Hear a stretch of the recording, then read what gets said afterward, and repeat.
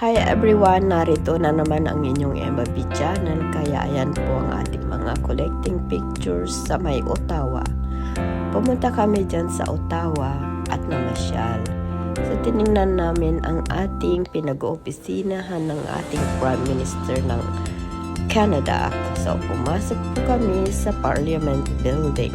Kaya nag-picture-picture muna kami ng aking pinsan, kapatid, bayaw, at syempre kay Elizabeth, Queen Elizabeth. So ayan po guys, yung kapatid ko nasa likod din. Ayan, so ito po yung Office of Parliament.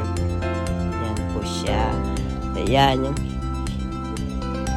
pinsan ko at saka bayaw ko. Syempre yan yung pinaganuhan ng mga batas. Ayan, yan yung relatives namin, kapatid ko, bayaw ko, at saka yung relatives natin na nasa Canada. Ayan po guys, ito po yung land ng Queen Elizabeth. Ayan, land of Queen Elizabeth. Ito po yung Parliament Building. Ayan, nagpicture-picture, pero ewan ko kung nakikita nyo yung mga views. Kasi mostly yung mukha kong nakikita. Ayan po siya. So, ayan. Wala akong ma-share ng mga videos na magaganda. Kaya yung mga picture na lang na nakuhanan ko. Kaya ito po guys, yung mga building is very interesting. Kasi ang mga disinsyo. Kaya napapasinated po ako.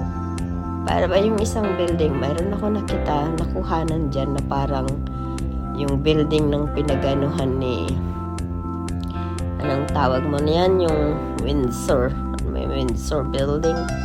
Ayan po siya, oh. Ayan yung building na yan. So ayan po yung may mga lakes din sa may likod ng mga buildings. So ayan, nakuhanan ko ng konti sa may top. So very nice po ang pamamasyal namin.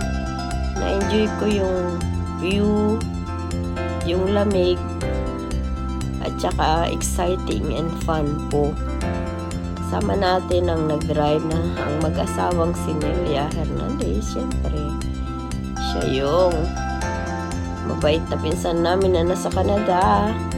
Siya ang nagkukup sa amin ng 2 linggo. Kaya yan po guys, ang ganda po ng mga views talaga, as in.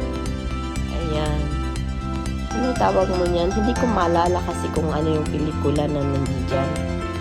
Na yung mga olden twist. Ayan. So, ang ganda po guys. Na-enjoy ko rin.